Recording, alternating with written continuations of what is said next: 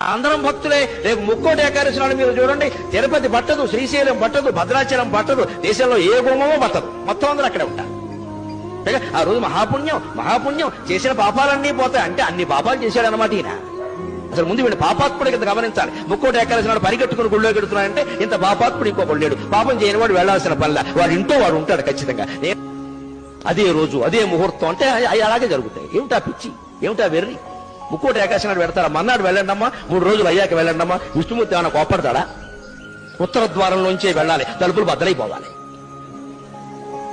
బాగా మనస్సు నిండా బుర్ర మడ్డి పెట్టేసుకుని మనస్సు నిండా ఆ రోజే చూడాలి, అలాగే వెళ్ళాలి, ఏమైనా సరే వెళ్ళాలంటే ప్రమాదాలే జరుగుతాయి.